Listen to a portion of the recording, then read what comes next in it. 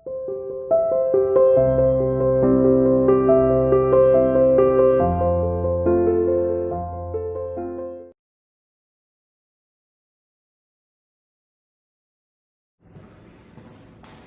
To CI international school online classes. Hello students, आज हम अपनी इस वीडियो में देखेंगे कि कैसे बोर ने क्वांटम थ्योरी की हेल्प लेके रदरफोर्ड मॉडल्स की जो ड्रॉबैक्स थी वो दूर की। ठीक है बेटा, और एक्चुअली ये टॉपिक मैंने लास्ट वीडियो में भी बोला था, बट लास्ट वीडियो में मैं शेप ऑफ ऑर्बिटल्स को डिफाइन मैंने कर दिया।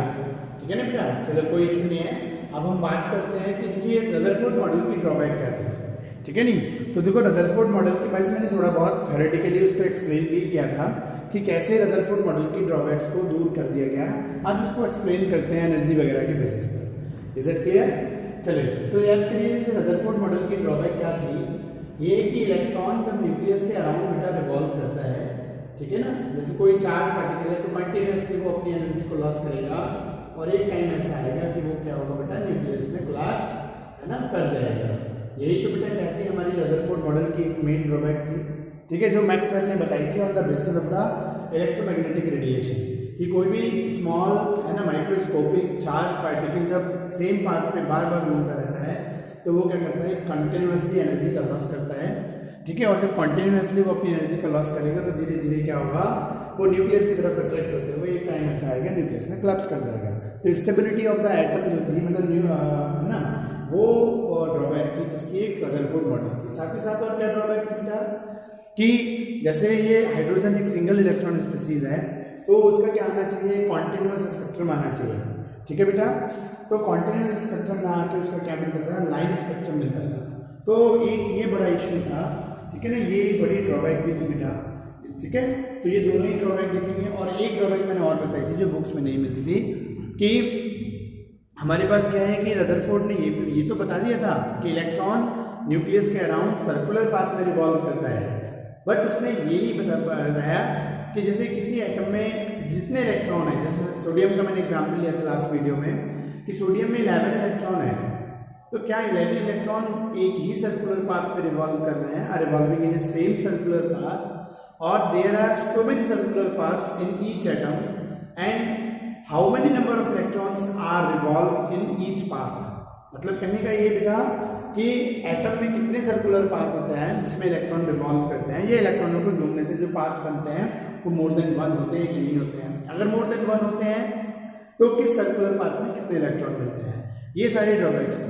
तो याद करिए, हमने लास्ट वीडियो में भी आपको बताया था कि यहाँ से जब हमारा मैंने मतलब कुछ 5-7 मिनट में लास्ट वीडियो का ही रिवाइज कर रहा हूँ जिससे आप आगे की चीज़ों को ले पाए।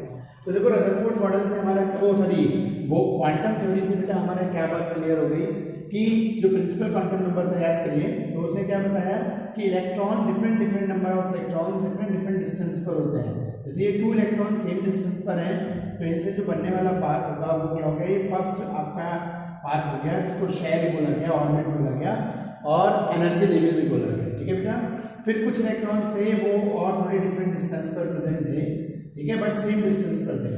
ठीक है ना बेटा, तो इनसे इन सारे इलेक्ट्रॉन से घूमने से मिलने बनने से जो बनने वाला पाथ था वो हमारा क्या हो गया, वो सेकंड शेल हो गया। तो 1 2 3 4 5 6 7 8, ठीक है।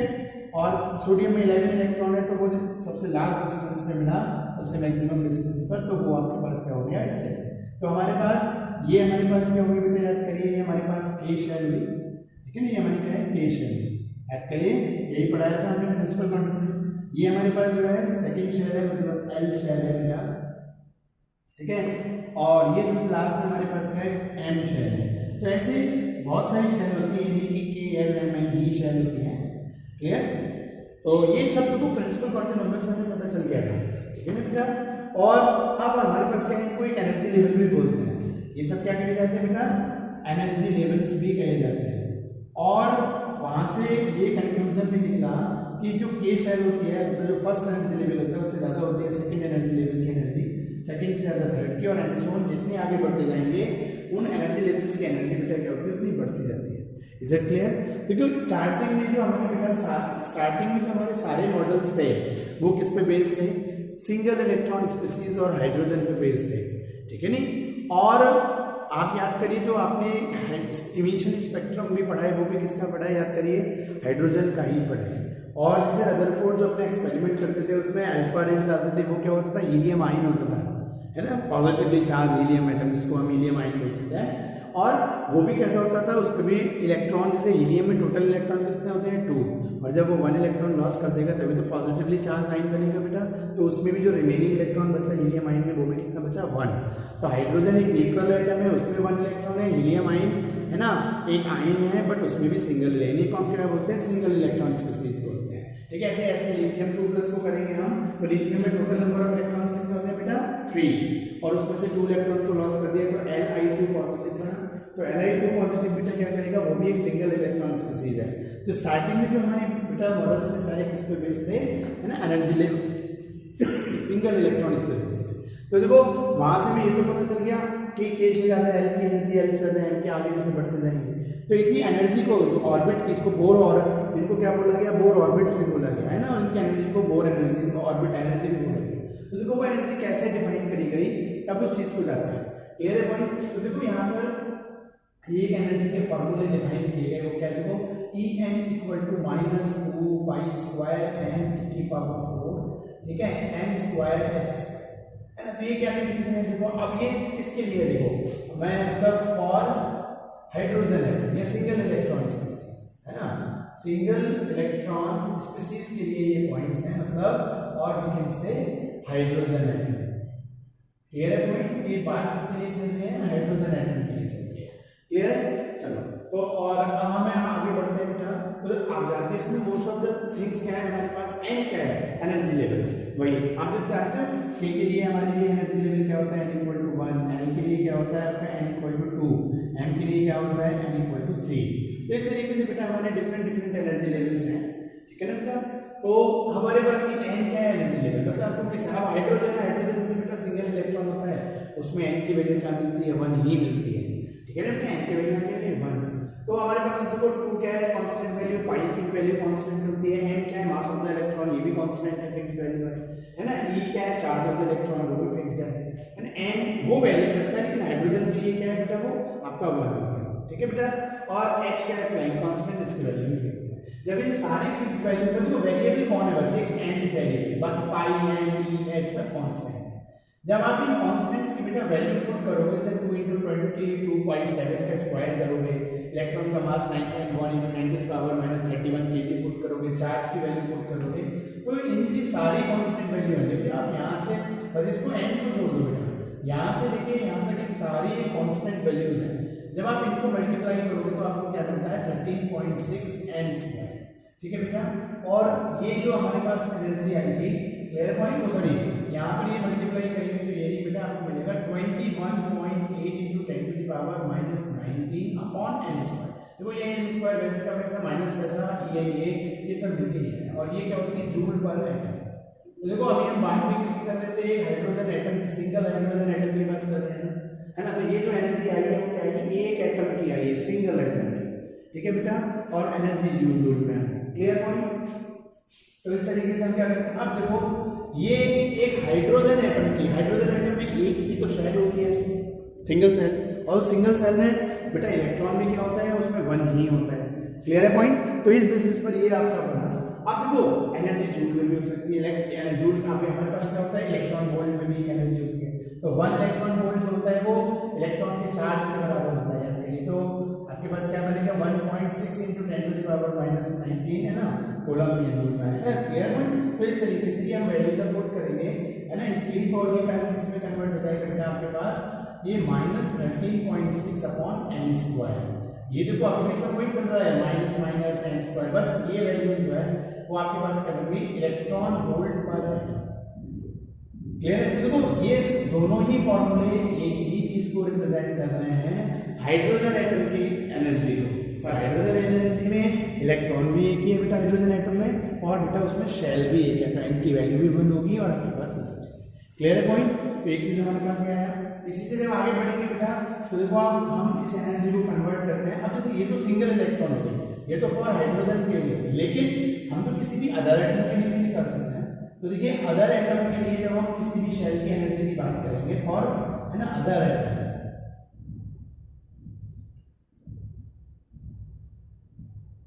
ठीक, तो देखो वो क्या बन जाएगी, वही चीज हमारे पास क्या बन जाएगी, ई एन इक्वल टू, है ना, थर्ड। अच्छा, इसको एक चीज, इसे इलेक्ट्रॉन वोल्ट में और इसी को मैं अगर जूल में करता हूँ, उसमें करता हूँ बेटा, है ना, किलो जूल में। जैसे एक इलेक्ट्रॉन वोल्ट में हो गई, एक जूल में हो गई, ठीक, कई सारी होती है। मैं इसीलिए आपकी बुक में जो सारे फॉर्मूले हैं उन सब को ही मैंने आपके सामने लिख दिया है। ठीक, तो किलो जूल पर मोल, इनमें थोड़ा थोड़ा अंतर है। देखो ये क्या चीज डिफाइन कर रहा है वो भी बताता हूँ आपको, इसमें और इसमें क्या अंतर है बेटा, वो थोड़ा ध्यान से देखना है। मतलब या आप कह सकते हैं इसका और इसका कंपैरिजन कर सकते हैं, तो वो ध्यान से देखिए। जैसे ये भी हाइड्रोजन एटम के लिए है, ये भी हाइड्रोजन एटम के, ये भी हाइड्रोजन एटम के। ये एनर्जी क्या है, वन सिंगल हाइड्रोजन एटम की एनर्जी किसमें बेटा, जूल में और एक एटम की। Clear point. यही एनर्जी को अगर मुझे किलो जूल बदलना हो तो जब हम जूल से किलो जूल बदलेंगे बेटा, जूल छोटी क्वांटिटी है, बड़ी क्वांटिटी में बदलेंगे 10⁻³ का मल्टीप्लाई कर देते हैं। Is it clear. तो आप जूल से किलो जूल में कन्वर्ट कर दी गई, और साथ ही सिंगल एटम की एनर्जी है, ये 1 मोल एटम्स की एनर्जी है। क्योंकि देखो हमारी सारी का केमिस्ट्री में कैलकुलेशन है वो किस पे बेस्ड होती है, मोल पे बेस्ड होती है। हम एक, है ना, जो भी बातें करते हैं वो मोल की टर्म में करते हैं। तो हम एक एटम की एनर्जी की बात नहीं करते, हमने किस पे करते हैं। तो देखो ये एनर्जी क्या है, ये बेसिक फॉर्मूला है, इनमें सारे कांस्टेंट वैल्यूज को पुट किया तो आपको एक एटम की एनर्जी मिल गई जूल में। ठीक है बेटा। अब उसी एनर्जी को हमने एक तो जूल से किलो में बदल दिया, किलो जूल, और साथ ही जो एक सिंगल एटम की एनर्जी है उसको हम क्या करेंगे, 1 मोल। अब तो जो जैसे 1 मोल में 6.022 × 10⁻23 एटम्स होते हैं, तो आप क्या करोगे, 1 पहले जूल में ही निकाल लीजिए। जैसे आप ऐसे कह सकते हो कि जी 1 एनर्जी ऑफ 1 एटम, है ना, तो एनर्जी ऑफ जो 1 एटम है दैट इज इक्वल टू क्या है आपकी -21.8 × 10⁻19/n² जूल। ठीक है। सो दैट 1 मोल का मतलब 6.022 × 10⁻23 एटम्स के हैं। तो आप इसको क्या करोगे, क्रॉस मल्टीप्लाई हो जाएगा, तो आपका आंसर क्या आ जाएगा, -21.8 × 10⁻19 × 6.022 × 10⁻23/n²। अब जब आप इसको सॉल्व करोगे तो, है ना, ये किसमें है, जूल में। फिर इसको किलो जूल में बदलना है तो क्या करा, -10⁻³ से मल्टीप्लाई और कर। अब आप इन सबको सॉल्व करोगे तो आपको बेटा क्या मिलेगा, देखो हमने पहले 1 एटम से 1 मोल एटम की एनर्जी निकाली जूल में, और फिर जूल की एनर्जी को किस में कन्वर्ट कर दिया, किलो जूल में। तो आप इन सबको मल्टीप्लाई करो तो आपको क्या मिल जाएगा, ये मिल जाएगा। Is it clear. तो इस तरीके से हमने 1 मोल एनर्जी दी और वो भी किसमें, जूल। ठीक है बेटा। चलो अब हम आगे की तरफ बढ़ते हैं। एक एनर्जी दे रखी है इलेक्ट्रॉन को, उसमें कई बार बहुत सारे क्वेश्चंस में जो एनर्जी होती है इलेक्ट्रॉन की एटम की बात करते हैं, तो जूल में न करके बेटा इलेक्ट्रॉन वोल्ट में करने लगते हैं। ठीक है बेटा। तो अब यही चीज को हमने क्या करा, ये भी जूल में थी, पर एटम है एक एटम की, इसी को हमने क्या करा, जूल से इलेक्ट्रॉन वोल्ट में कन्वर्ट कर दिया, जो एक कन्वर्जन होता है। क्लियर है पॉइंट बेटा। चलो तो यहाँ तक हमारी सारी बातें किसकी हुई है, हाइड्रोजन एटम की, मतलब यहाँ तक। अब हम बात करते हैं, मतलब यहाँ तक की सारी बातें जो भी एनर्जी की हैं वो किसमें बेटा, हमारे पास मतलब एक आपके सिंगल एटम पे, से एक एटम पे बेस है, बस यूनिट में। अब आते हैं हम अदर एटम्स के लिए। तो देखो बेटा अदर एटम्स के लिए हम क्या करते हैं, है ना, मैं इस वाले से चेंजेस करके दिखा देता हूँ, है ना, 1312 है ना अपॉन n² इनटू में क्या होता है z², और वही किलो जूल पर मोल। अभी z² क्या है बेटा, z आपका क्या होता है, एटॉमिक नंबर। अब जैसे हम बात करते हैं हाइड्रोजन की, तो हाइड्रोजन का एटॉमिक नंबर 1 होता है, तो यहाँ 1 लगाएंगे। Clear point. हमें निकालना है, मान लीजिए हीलियम एटम का, तो हीलियम आयन का है, वो हीलियम आयन भी क्या है, देखो हम अगर हीलियम आयन की बात करते हैं तो हीलियम आयन वैसे तो सिंगल इलेक्ट्रॉन स्पीशीज ही है, बट उसमें 2 इलेक्ट्रॉन से एक निकल गया तो 1 बचा, तो और एटॉमिक नंबर इसका क्या है 2, तो यहाँ पे हम 2 का स्क्वायर करते हैं। तो आप इसी तरीके से हीलियम आयन का भी निकाल सकते हैं, लिथियम 2+ आयन का भी निकाल सकते हैं। तो आप इधर से सिंगल इलेक्ट्रॉन स्पीशीज के आप बेटा किसी भी अदर एटम का भी आप निकाल सकते हैं यहाँ से। इज इट क्लियर बेटा। चलिए तो यहाँ पर ये आप याद रखोगे, ये फॉर्मूला बना किसके लिए, यहाँ पे z² बस इंट्रोड्यूस हुआ डिफरेंट एटम्स के बेटा, है ना, एनर्जी लेवल्स, मतलब first energy level, second energy level, third energy level को एनर्जी को काउंट करना। क्लियर है पॉइंट। चलो बेटा ये तो चीजें हो गई हमारी। आप इसके थ्रू बेटा first shell, second shell, third shell, इन सबकी एनर्जी काउंट कर सकते हैं। ठीक है बेटा। अब चलिए आगे बढ़ते हैं रेडियस, जिसका अगला हमारा टॉपिक है ना बेटा बोर्स रेडियस, है ना, क्या टॉपिक है हमारे पास, बोर्स रेडियस। तो बोर रेडियस क्या होता है बेटा, हमारे पास इसका फॉर्मूला है Rn = A0 और n²। अब ये भी क्या चीज है बेटा, A0 जो है बेटा ये भी जो हमारी फर्स्ट स्टेशनरी शेल होती है, मतलब फर्स्ट मतलब जैसे स्टेशनरी मतलब, ठीक है ना, तो फर्स्ट स्टेशनरी जो हमारी शेल होती है, स्टेट होती है या ऑर्बिट होती है, मतलब जैसे एनर्जी लेवल होती है तो उसकी स्टेट भी बोल है ना। तो जो ग्राउंड स्टेट मतलब जहाँ पे इलेक्ट्रॉन स्टेशनरी फॉर्म फिर जाके एनर्जी मिलेगी तो एक्साइड होगा, वो अदर शेल्स में जा सकता है, ठीक है। तो वो बेसिक वाली क्या कहलाती है आपकी स्टेशनरी वाली कहलाती है ना। तो उसके लिए हमारे पास और फॉर हाइड्रोजन, ठीक है ना, ये चीज भी किसके लिए बनेगी, फॉर सिंगल इलेक्ट्रॉन स्पीसीज मतलब फॉर हाइड्रोजन एटम। तो आपका ये फॉर्मूला बन के तैयार होगा कि अब आप भाई देखो ये क्या है, फर्स्ट स्टेशनरी शेल की आपकी क्या है ना, एनर्जी है, क्लियर है पॉइंट, इसको सॉरी रेडियस है ना, ये क्या है हमारे पास रेडियस ऑफ,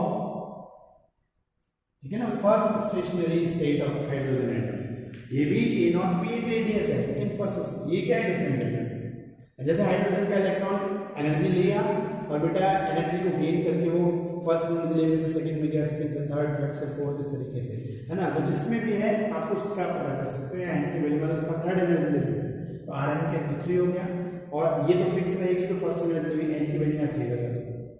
अब आप मान लीजिए एक्साइटेड में सेकंड में आया था, एन की वैल्यू 2 लगा दो, तो कैसे हुआ, यहाँ पे आपके पास ए नॉट 2 फिक्स है, ठीक है बेटा। इस तरीके से हम आर एन इक्वल टू क्या करेंगे, A naught N square upon Z, ये आपके पास जेड क्या है, एटॉमिक नंबर, क्लियर है पॉइंट। तो इस तरीके से आप ये हो गया, जैसे ये वाला फॉर्मूला जैसे हमारे पास नहीं था बेटा, ये फॉर्मूला किसके लिए है, हाइड्रोजन एटम के लिए। ये जेड लगाने के बाद आप किसी भी single electron species other than hydrogen का भी निकाल सकते हैं, और एन उसके शेल्स की एनर्जी लेवल की वैल्यू। ऐसे यहाँ पे क्या है, वो रेडियस है, ये किसके लिए, सिंगल इलेक्ट्रॉन स्पीसीज हाइड्रोजन के लिए, जब हम इसमें जेड का डिवाइड कर दिया, जेड क्या है, एटॉमिक नंबर, ठीक है बेटा। तो ये हम किसी भी एटम की सिंगल इलेक्ट्रॉन स्पीसीज की रेडियस निकाल सकते हैं, एन की वैल्यू पुट करके, ठीक है बेटा। इसी तरीके से वेलोसिटी में जैसे किसी भी सेल है हमारे पास, मान लो है ना वेलोसिटी, तो v है ना velocity of electron in any energy level, in any energy level, किसी भी एनर्जी लेवल में आपकी जो वेलोसिटी है ये इस तरीके से, इसको जो लिखते हैं वही vn इक्वल टू बेटा आपके पास v not into Z upon n, ये आपका फॉर्मूला बना। अब देखो मैंने सीधे लिख दिया है ना, बस आगे से z हटा दोगे तो ये हो जाएगा। तो हमारे पास क्या है कि वेलोसिटी पता करनी है हमें, जैसे कोई थर्ड शेल में इलेक्ट्रॉन है, ठीक है नहीं, और जैसे हाइड्रोजन का इलेक्ट्रॉन है, एनर्जी एक्साइटेड हो गया बेटा, वो थर्ड शेल में पहुंच जाएगा, पहले तो वो स्टेशनरी फर्स्ट शेल में होगा, एनर्जी को गेन करने के बाद वो ऊपर की तरफ है ना जाएगा, तो ऊपर की शेल्स में गया तो बेटा वो हमारे पास क्या हो जाता है, क्लियर। तो हम उस जो एक्साइटेड स्टेट में जिस भी शेल में बेटा वो पहुंचा है वहां पर वो वैल्यू क्या हो जाएगी, वी एन मतलब थर्ड शेल में, ठीक है। तो वी नॉट क्या है, फर्स्ट शेल है ना, तो ये हमारे पास ये जो ये क्या है, तो ये है वेलोसिटी इन है ना फर्स्ट स्टेशनरी शेल, ये इन फर्स्ट है ना स्टेशनरी शेल, अगेन ये ऑर्बिट की एनर्जी, क्लियर। ये जैसे यहाँ पर ये नॉट क्या थी, रेडियस थी है ना फर्स्ट एनर्जी स्टेट की, और ये जो आपके पास में यहाँ वी नॉट है, क्या है, वेलोसिटी है इन फर्स्ट एनर्जी स्टेट, ठीक है बेटा। तो अब ये तो हो गए बेटा बेसिक फॉर्मूले। ये आप में से कुछ बच्चों ने अभी तक में वैसे इन पे ज़्यादा फोकस नहीं होता है, क्योंकि हमारे 11th क्लास में इनके बेस्ड न्यूमेरिकल्स नहीं आते। आप +2 फिजिक्स में जाओगे, वहाँ जहाँ न्यूक्लियर यूनिट आएगी तो आपको इन पे बेस्ड न्यूमेरिकल भी करने होंगे, ठीक है। बट हमारे में इस पे बेस्ड ज़्यादा न्यूमेरिकल नहीं है, बेसिक थ्योरेटिकल कॉन्सेप्ट पे सवाल है, न्यूमेरिकल कॉन्सेप्ट, तो इसलिए मैं इसको स्किप करता था। बट आप कुछ बच्चों ने है ना लाइव क्लासेस में एज ए प्रॉब्लम ही वेलोसिटी, रेडियस वगैरह की चीज़ें पूछी थी, तो इसलिए मैंने बेटा इन फॉर्मूलेस को भी आपको एक्सप्लेन कर दिया, जिससे आप समझ पाएँ। बाकी बुक्स पढ़ेंगे तो आप पूछ सकते, बाकी और प्रॉब्लम आए तो आप पूछ लो। इज इट क्लियर बेटा? अब इससे जब हम आगे बढ़ेंगे कैसे, अब बात आते हैं इन सब चीज़ों से बेटा हमारी ड्रॉबैक कैसे दूर हुई है ना रदरफोर्ड मॉडल की। आप उस पॉइंट पे आते हैं, ठीक है, वो ध्यान से सुनिए। चलो, तो ये सब चीज़ें मैं अब हमारे पास क्या था बेटा पॉइंट ये है कि जैसे कंटिन्यूअसली एनर्जी का लॉस करेगा तो कंटिन्यूअस एनर्जी लॉस करने पर क्या होगा, न्यूक्लियस में गिरेगा। तो ऐसा है ही नहीं बेटा, या हमें क्या पता चला इन चीजों से बेटा, देखो ये सही एनर्जी लेवल है ई एन, मतलब फर्स्ट एक्साइटेड स्टेट में है या second excited, third excited state में है, तो यहाँ पर बेटा उसकी अपनी फिक्स एनर्जी है। और याद करिए क्वांटम नंबर से भी हमें क्या पॉइंट आया था कि एक एनर्जी लेवल में पाए जाने वाले इलेक्ट्रॉनों की एनर्जी क्या है, सेम है। वो बात अलग है जब एक एनर्जी लेवल पे पाथ बदला, सर्कुलर से इलिप्टिकल हुआ, तो उसकी एनर्जी डिफरेंट मिली। बट एक एनर्जी लेवल पर पाए जाने वाले इलेक्ट्रॉनों की एनर्जी अगर पाथ सेम रहता है तो सेम रहेगी। तो इसी बेसिस पे बेटा हर शेल की अपनी एक एनर्जी है। समझ में आया? जो बेटा रहता है यहाँ पे पॉइंट पे जो के की अपनी एक एनर्जी है, एन की अपनी है, वो हम यहाँ से निकाल सकते हैं। मतलब इलेक्ट्रॉन भी अगर मान लो वो फर्स्ट एनर्जी लेवल से सेकंड एनर्जी लेवल में जाएगा, एक्साइट होने के बाद ये एनर्जी लॉस करने के बाद अगर आया भी, पहली बात है ना, वो नॉर्मली नहीं होता। मतलब इन जनरल इलेक्ट्रॉन जिस सेल में आपके क्या है वो सेल में घूम रहा है, वो सेल की अपनी एनर्जी है, इन सब फॉर्मूले के बेसिस पर। तो जो ये पॉइंट था कि कंटिन्यूअसली रिवॉल्व करने की वजह से, कंटिन्यूअसली एनर्जी लॉस होने की वजह से वो न्यूक्लियस में कोलैप्स कर देगा, वो पॉइंट क्या हो गया, अब हमारे पास मतलब उसका एक प्रॉपर एक्सप्लेनेशन मिल गया कि नहीं जी ऐसा नहीं है। क्यों? क्योंकि हर एनर्जी लेवल की अपनी एक एनर्जी है, फिक्स एनर्जी है। जब तक कोई एक्सटर्नल इफेक्ट नहीं आया, हमने एक्सटर्नल एनर्जी मतलब नहीं दी, ये पॉइंट, तब तक जिस सेल में इलेक्ट्रॉन है उस सेल में वो घूमता रहेगा, आया नहीं पॉइंट, तो वो एनर्जी लॉस नहीं करता। इसका सेकंड सेल के सेकंड सेल में, थर्ड के थर्ड में, फर्स्ट के फर्स्ट में। हाँ, अगर अब हमने एनर्जी लॉस करी, सॉरी एनर्जी दी, तब उन एनर्जी को गेन करने के बाद एटम ने इलेक्ट्रॉन पे वो एनर्जी दी। तो अब एनर्जी, अगर इलेक्ट्रॉन की एनर्जी अगर बढ़ जाती है या घट जाती है किसी एक्सटर्नल इफेक्ट की वजह से, तब बेटा इसका मूवमेंट होगा, है ना। अगर वो सीधी सी बात है, अब एनर्जी किसी एक्सटर्नल इफेक्ट की वजह से कम हुई, तब वो इलेक्ट्रॉन कहाँ जाएगा, इसकी तरफ जाएगा। क्लियर है पॉइंट? ठीक है बेटा। तो एक पॉइंट हुआ कि पहले जो ड्रॉबैक थी वो हमें पॉइंट मिला कि अपने आप ही वो कंटिन्यूअसली एनर्जी लॉस करके वो नीचे धीरे धीरे करते हुए नहीं जाएगी, क्योंकि वो जिस सेल में घूम रहा है जब तक कोई एक्सटर्नल इफेक्ट नहीं आएगा तब तक वो बेटा अपनी उसी सेल में घूमता रहेगा सेम एनर्जी से। क्लियर है पॉइंट? अब देखो इसी चीज को अगर मैं उस यहाँ से अब बात आती है स्पेक्ट्रम की बेटा। क्लियर? कॉन्टिन्यूअस और एनर्जी। अब बात ये है, देखो हाइड्रोजन एटम का इलेक्ट्रॉन है तो सिंगल इलेक्ट्रॉन है ना, वो मिलेगा। तो देखो अब हमारे पास एक तो स्टेशनरी शेल है, मतलब ग्राउंड स्टेट जिसको बोलते हैं, इलेक्ट्रॉन इसमें मिलता है। लेकिन ऐसा तो नहीं है कि एटम में जैसा हाइड्रोजन एटम है तो उसमें बाकी शेल्स नहीं है। ये सारी शेल कैसे हैं? डिसअनवेट्स है। मतलब एटम है, एटम के अंदर शेल्स होती है, बस इलेक्ट्रॉन जितने होते हैं उस हिसाब से शेल्स ऑक्यूपाई हो जाती है, मतलब वो स्पेस ऑक्यूपाई जिसमें घूमने से जो पाथ बना वो और बढ़ जाती है। ठीक है पॉइंट? तो अब इसको किसी अगर एनर्जी मिली तो एनर्जी लेके ये क्या होगा, अपने हायर एनर्जी लेवल पे गया। तो जब इस एनर्जी लेवल पे पहुंचेगा तो इन फॉर्मूलों के अकॉर्डिंग बेटा यहाँ पर इसकी जो एनर्जी होगी वो ये बदलेगी। आपने और एनर्जी दी, एक्साइटेड हो गए, मान लीजिए वो यहाँ पहुंच गया, तो यहाँ पे अब जो भी डिस्टेंस है, जो भी एन की वैल्यू है, उसके बेसिस पर ये जो है ना ऑर्बिट का फॉर्मूला है, इसके बेसिस पर उसकी अपनी रेडियस बन जाएगी। क्लियर ना पॉइंट बेटा? तो इस तरीके से हमारे पास क्या कंडीशंस हैं, तो मेरा पॉइंट समझे बेटा।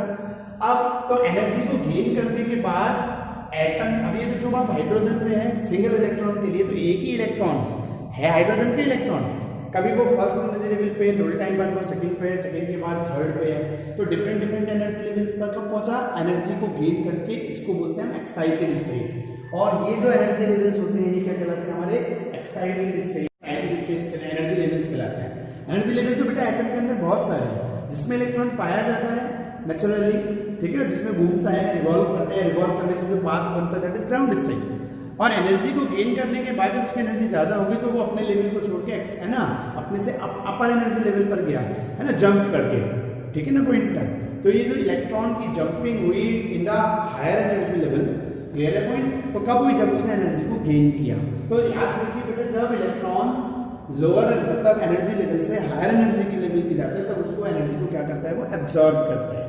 आपकी बुक में कुछ फॉर्मूले मिलेंगे, ये delta E equal to E2 minus E1 वगैरह। तो E1 क्या है, energy of the ground state, electron जिस ग्राउंड स्टेट में मिलता है उसकी एनर्जी, है ना। और E2 क्या है, वो एक्साइटेड एनर्जी। तो हमेशा हम डेल्टा में ज्यादा से कम को डायरेक्ट करते हैं बेटा, ठीक है नहीं। तो वो एक्साइटेड स्टेट की एनर्जी है, ये ग्राउंड स्टेट की एनर्जी, तो वो ऑब्जर्व करता है। अब आओ बेटा, और आपने जब इन्होंने क्वांटम थ्योरी और सारे पॉइंट्स को जब इन्होंने स्टडी किए थे, इन्होंने क्या पाया एक चीज और, कि इलेक्ट्रॉन एक्साइटेड स्टेट में ज्यादा टाइम के लिए रह नहीं सकता, क्योंकि देखो एनर्जी है, एनर्जी ना हम क्रिएट कर सकते ना हम डिस्ट्रॉय कर सकते, बस वन फॉर्म से अनदर फॉर्म में ट्रांसफॉर्म कर सकते हैं ना, थोड़ी सी वैल्यूज को चेंजेस आते हैं। अब अगर इलेक्ट्रॉन की जो एनर्जी है, एक आपने कहीं सोर्स से हुआ, उसने ऑब्जर्व किया, एनर्जी बढ़ी तो बढ़ के पहुंच हो गया, लेकिन वो उसकी परमानेंटली वो थोड़ी हो जाएगी एनर्जी, फिर थोड़े टाइम बाद क्या होगा, वो एनर्जी का लॉस स्टार्ट करेगा। तो मतलब कहने का इलेक्ट्रॉन एनर्जी की वजह से एक्साइटेड स्टेट में अपर स्टेट में हायर एनर्जी लेवल में पहुंचा तो सही, लेकिन वो वहां ज्यादा टाइम रुक नहीं पाता। क्या होगा बेटा, थोड़े टाइम बाद ही एनर्जी लॉस करेगा, जिसको हम बोलते हैं इमिशन ऑफ द एनर्जी, है ना। तो हायर एनर्जी लेवल से फिर वो नीचे एनर्जी लेवल अपने इस एनर्जी लेवल की तरफ आने लगेगा, यहाँ से यहाँ, यहाँ से यहाँ, यहाँ से यहाँ। तो जो उसका जहां से गया था इलेक्ट्रॉन, है ना, एनर्जी को लॉस करते हुए क्या, और अब ऐसे टाइम पे तो वहीं पे अपने ग्राउंड स्टेट में आ जाएगा। अब देखो यही चीज हमारी क्या है, इमिशन स्पेक्ट्रम और एब्जॉर्प्शन स्पेक्ट्रम होता है। तो क्या होता है आप ही बताओ, पहले 2 पॉइंट्स दिखाऊंगा अब जो स्पेक्ट्रम के रिगार्डिंग है, कि जब भी इलेक्ट्रॉन किसी भी एटम का एनर्जी को एब्जॉर्ब करके, ठीक है नहीं, जब उसको दी जाती है एटम को, है ना, उसको लेके लोअर से हायर एनर्जी की तरफ जाता है ना, तब एनर्जी ऑब्जर्व करता है। क्लियर। और यहाँ पे कोई स्पेक्ट्रम बनेगा, तो एनर्जी के चेंजेस आते हैं तो स्पेक्ट्रम भी बनते हैं, तो हमारा कौन सा होगा, absorption spectrum. Is it clear. फिर जब वो वहां टिक नहीं पाएगा, वो एक टेम्परेरी है, बस परमानेंटली नहीं है, एनर्जी को लॉस करेगा, तो एनर्जी लॉस करेगा धीरे धीरे, फिर अपनी नीचे अलग लोअर स्टेट में आने लगेगा, और वहीं आ जाएगा जहां से गया, तो ग्राउंड स्टेट में बेटा। क्लियर है पॉइंट। ये सारी चीजें काम आएंगी इस इमिशन स्पेक्ट्रम और हाइड्रोजन में, जो आपने मुझसे क्वेश्चन पूछे थे बेटा बाल्मर पास्टन सीरीज वगैरह के, ठीक है नहीं, वो स्पेक्ट्रम पे ही जाएंगी, इसीलिए मैं इसको पूरा अलग से एक वीडियो बना रहा हूँ, ठीक है ना। चलो तो इस तरीके से हमारे पास क्या हुआ, ये चीज बनी। तो जब इलेक्ट्रॉन हायर से लोअर में आता है एनर्जी इमिट होती है, जब लोअर से हायर में जाता है तो एनर्जी एब्जॉर्ब करता है। तो ये गिवन E2 की तरफ से आपके फॉर्मूले मिलेंगे, ठीक है। तो हमारे पास अब आप ही बताओ, जब इलेक्ट्रॉन मूव करेगा तो इसमें स्पेक्ट्रम कॉन्टिन्यूअस कहाँ है, क्योंकि भाई थर्ड एनर्जी लेवल पे अपनी एक एनर्जी है, फिर एक गैप के बाद सेकंड की, एक गैप के बाद, और वो गैप क्या है दोनों का, सेकंड और थर्ड के बीच का, और सेकंड और फर्स्ट के बीच का सेम नहीं है ना, सिमिलर नहीं है ना। तो जब इलेक्ट्रॉन बेटा डिफरेंट एनर्जी लेवल में जंप करेगा, तो जो इसकी एनर्जी में चेंजेस आएंगे वो इक्वल थोड़ी आएंगे, वो क्या आएंगे, डिफरेंट आएंगे। पॉइंट है समझ में। तो आप ही बताओ, जब एनर्जी के जो वेरिएंस है वो डिफरेंट है, तो उनसे बनने वाले स्पेक्ट्रम कॉन्टिन्यूअस कैसे हो जाएंगे, तो स्पेक्ट्रम कैसा बनेगा, लाइन स्पेक्ट्रम बनेगा। देखो हमारी ये प्रॉब्लम शुरू हुई, और बाकी क्वांटम दोनों प्रॉब्लम, क्वांटम थ्योरी से ये क्लियर ही हो गया बेटा, किस शेल में, वो मैंने लास्ट वीडियो में पूरी तरह एक्सप्लेन कर दिया कि first shell contain 2 electron, second shell, है ना, एक 2n² जो फॉर्मूला बना। तो हमारे रदरफोर्ड मॉडल की जो बेसिकली बेटा सारी ड्रॉबैक्स थी वो इस तरीके से दूर हुई, ठीक है। तो अब बेटा हम अपनी अगली वीडियो में बात करेंगे बेटा किसकी, है ना, जो हमारा इमिशन स्पेक्ट्रम ऑफ हाइड्रोजन है, जहां पे आप बाल्मर पास्टन ये सब सीरीज देखते हैं, ठीक है। अभी हम उसकी बात करेंगे। क्लियर है पॉइंट। चलो थैंक यू।